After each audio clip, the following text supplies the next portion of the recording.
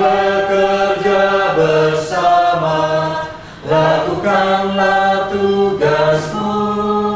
Sambil berdoa carilah jiwa satu persatu, menangkan dunia bagi Kristus. Jagalah semua, majulah terus hingga dunia miliknya, menangkan dunia bagi Kristus. Tariklah jiwa satu di dunia, jadi dirinya.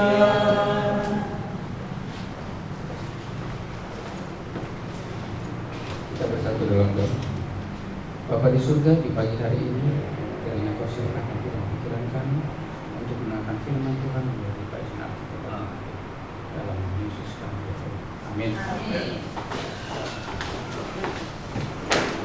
Selamat pagi untuk kita semua. Selamat pagi. Walaupun tidak terlalu banyak, namun pagi ini kita harus menyiapkan hati pikiran kita sebelum kita mengerjakan aktivitas. Kita sampai pada bacaan Alkitab pada Rut 3. Saya kira kita semua sudah banyak tahu mengenai buku yang satu ini, ya. Saya kira kalau kita lihat mungkin beberapa pandangan atau statement atau mungkin perasaan, ya saya nggak tahu. Masing-masing kita mungkin memiliki opini atau pendapat yang berbeda. Mungkin juga ada seluruhan yang menyatakan memang mungkin Naomi dan Ruth adalah keluarga yang paling harmonis mungkin ini. Jadi mungkin dia adalah salah satu dari sekian banyak yang mungkin mendapatkan kesempatan memiliki hubungan yang baik. Saya kira kalau kita banyak nonton sinetron, jarang sekali terjadi hubungan antara menantu dan mertua itu cukup baik, hampir jarang. Kalau dikasih yang seperti itu mungkin langka, tapi kalau dibuat yang kontradiktif, wah senang orang menonton. Memang beginilah di dunia ini, hubungan mertua dan menantu itu pasti tidak akan harmonis. Dan seluruhan yang berikutnya adalah hanya Hawalah orang yang paling bahagia juga di dunia karena nggak punya mertua. Kalau kembali ke masing-masing kita bagaimana hubungan ini terjadi, saya kira banyak pendapat. Namun memang kalau ingin memenangkan sesuatu, ya ini seperti apakah ayam dulu baru telur atau telur dulu baru ayam. Jadi apakah menantu dulu yang harus dekat atau mertua karena sudah pernah jadi menantu? Ini juga jangan sampai nanti kita salah, ya. Nanti kalau dari sisi saya, ya mertua lah, kan udah pernah jadi menantu. Nanti dari menantu bilang bukan begitu, atau dari mertua bilang jangan begitu, kamu kan nggak begitu, kamu harus mengerti saya. Ini akan terjadi banyak mungkin perbedaan. Tapi dalam pasal 3 ini berbicara mengenai kelepasan. Nah, ini bagaimana sebenarnya Naomi saat kembali dari tempat yang dia pernah pergi ke Bethlehem, ya, dia harus kembali dengan kondisi tidak punya apa-apa. Ya, saya tidak tahu apakah model-model yang dulu ini masih ada zaman sekarang. Saya kira kalau kita sudah pergi dari tanah kelahiran kita, ya udah nggak punya apa-apa lagi. Waktu kita kembali, ternyata ini masih punya, masih ada, dan bisa sebenarnya kembali lagi. Ini yang menarik saya kira. Namun yang menarik dalam baca, maaf, ini harus dibaca atau enggak, ya? Enggak perlu kan? Ini keterangan, ya. Kalau nanti kita baca, saya kira kita sudah membaca semua. Yang menarik bagi saya ini teknik atau model yang dipakai. Apakah ini relevan? Mungkin dari kependetaan menilai itu. Apakah model pendekatan ini masih bisa dipakai? Kelepasan ini, ya? Jadi istilah pendekatannya bagi saya agak sedikit negatif. Kenapa? Karena permohonannya di tempat yang kurang tepat, waktu yang tidak tepat, mungkin orang yang tepat, tapi waktu, tempat tidak tepat. Ini yang saya katakan. Tetapi inilah yang disarankan oleh mertuanya. Saya pikir-pikir ini semua perkataan mertua bisa diterima atau tidak? Ini jadi pernyataan juga ya. Jadi apakah semua pernyataan mertua harus kita terima dan kita ikuti? Ya, kembali lagi. Kepercayaan Naomi ini terlihat saya kira waktu dia bersama-sama dengan keluarga. Ruth ini waktu dia bersama-sama mungkin dengan Mahlon atau suaminya ya, dan juga mertuanya.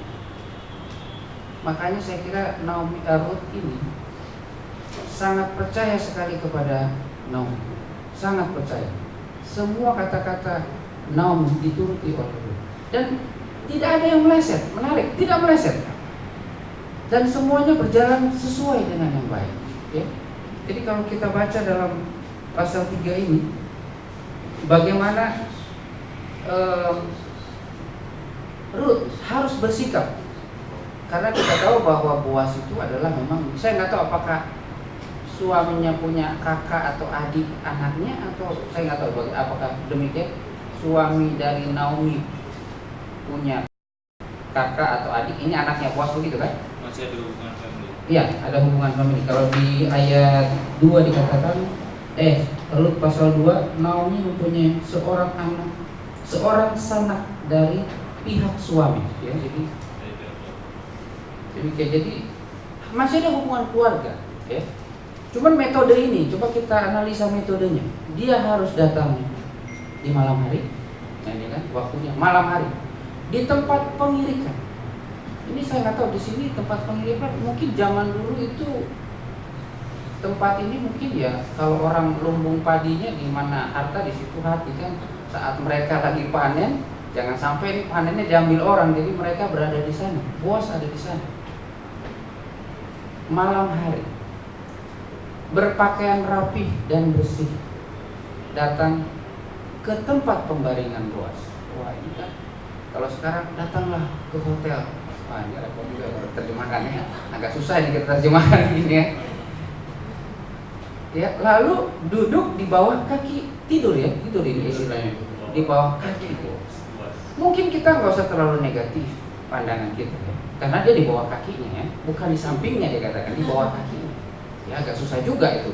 Tetapi bagi saya konsepnya adalah mengapa metode ini yang dipakai, itu jadi pertanyaan bagi kita. Apakah memang saat itu seperti itu mengungkapkan bahwa permohonan kita ini tolong direspon? Saya lihat ada beberapa kondisi sekarang, jadi saya nggak akan sebutkan. Saya hanya mencoba merasa atau merasakan apa yang dia rasakan. Mengapa ada terucap kata-kata yang mungkin tidak, bagi kita mungkin tidak cocok. Ini dibuat di Facebook lagi. Aduh, saya agak susah kalau postingan Facebook ini, semua orang di dunia ini tahu. Nggak tahu nanti kalau ibu-ibu tahu statement yang saya katakan. Masih hidup tetapi sudah disangka mati.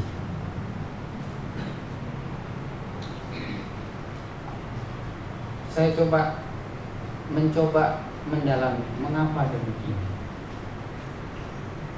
Dan memang berpengaruh juga kepada kita. Ini hubungannya juga dengan masalah dapur kita.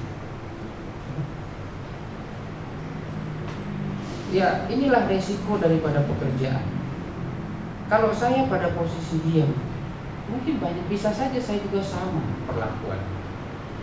Tetapi saat kita mencoba pada posisi sebaliknya, ada juga positif dan negatif yang harus kita terima. Tetapi inilah yang terjadi ya, yang terjadi di dalam dunia. Selalu menganggap atau mengambil kondisi saya dipersakiti, saya yang terzolimi. Tetapi di satu sisi yang lain dia tidak bertanya, apakah orang yang lain itu juga tidak terzolimi? Kita nggak tahu. Ini hanya suatu bentuk aja ya. Terjadi, tetapi saya tidak kasih tahu saja. Yang menarik kadang-kadang perasaan ini dibawa, diungkapkan ke orang lain, tetapi dia sendiri tidak tahu maknanya. Dan habis itu merasa bahwa itulah keadaan. Kamu harus tahu saya kenapa. Jadi apakah ini juga yang dialami oleh Ruth? Cuman di sini Naomi memang memiliki satu kerinduan juga, karena dipikir apa lagi yang saya mau kasih kepada menantu saya? Tidak mungkin saya melahirkan lagi anak laki-laki. Kalaupun bisa, mau berapa tahun lagi ditunggu? Nggak mungkin, ya toh.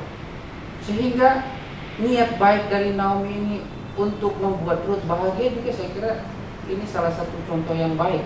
Bukan berarti dalam artian ini karena sudah meninggal suami ya, untuk kehidupan yang berikut.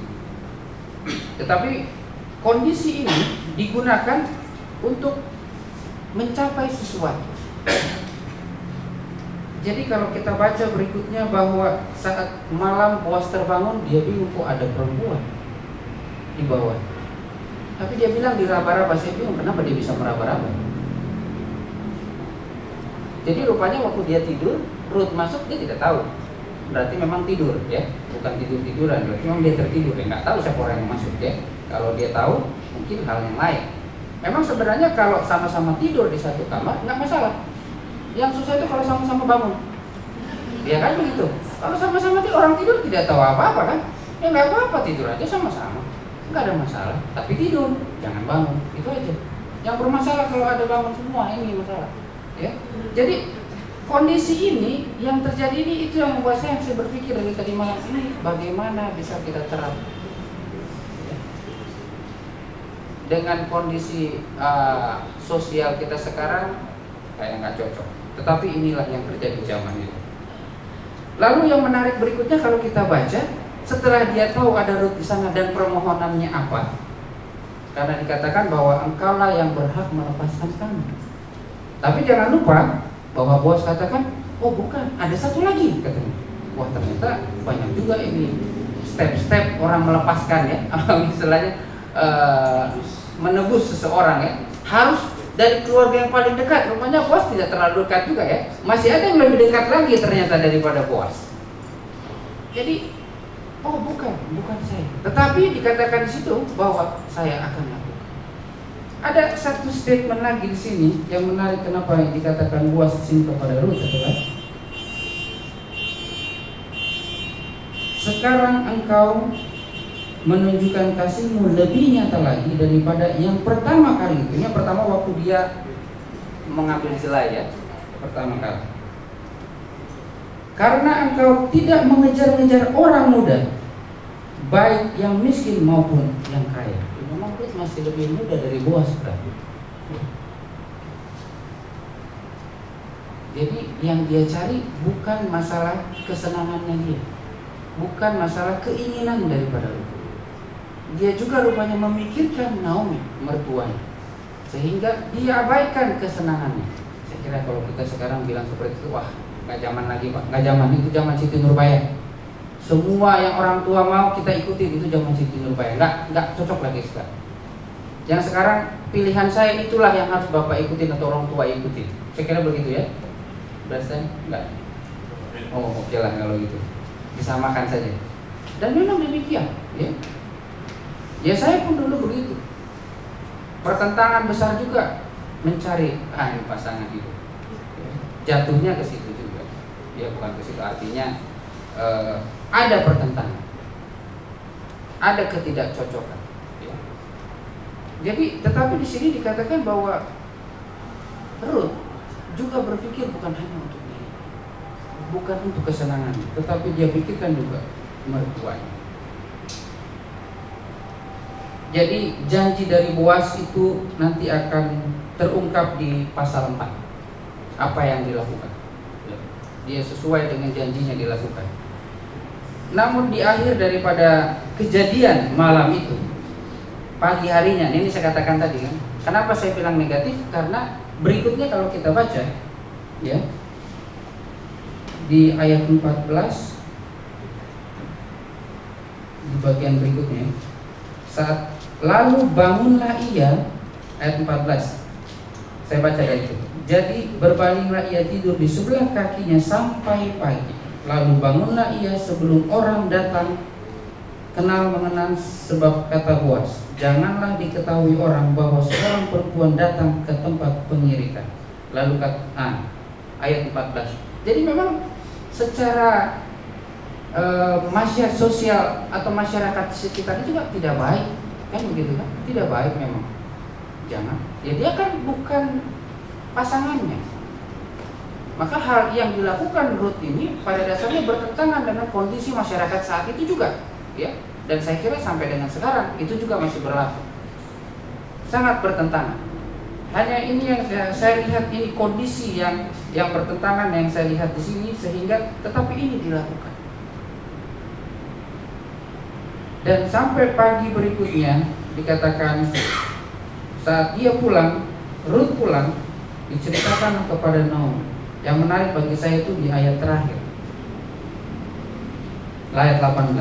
Lalu kata mertuanya, duduk sajalah nanti anak, sampai engkau ketahui bahwa kesudahan perkara itu, sebab orang itu tidak akan berhenti sebelum diselesaikannya perkara itu pada hari ini juga. Jadi seorang laki-laki itu harus komitmen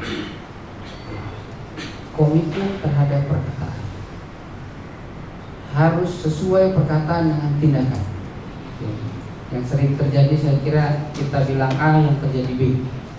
Tapi Boaz mengatakan apa yang dikatakan malam itu dan diselesaikan pagi, belum habis selesai matahari terbenam, apa yang dikatakan sudah dilaksanakan. Saya kira kita sebagai umat-umat Tuhan yang tahu firman Tuhan, menjalankan firman Tuhan, mengerti, biarlah kita menjalankan apa yang kita tahu sampai tuntas, jangan setengah-setengah. Kadang kita tahu setengah tapi berbicara lebih besar daripada orang yang tahu banyak. Lebih sering kita begitu, makanya kadang-kadang saya berbicara jangan terlalu panjang. Semakin panjang berbicara, semakin banyak yang salah yang kalian bilang.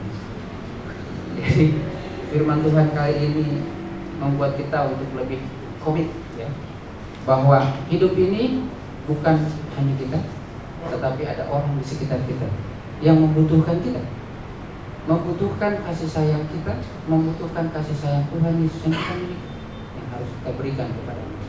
Dan ingat dikatakan di sini bahwa ingatlah dulu saudara-saudara,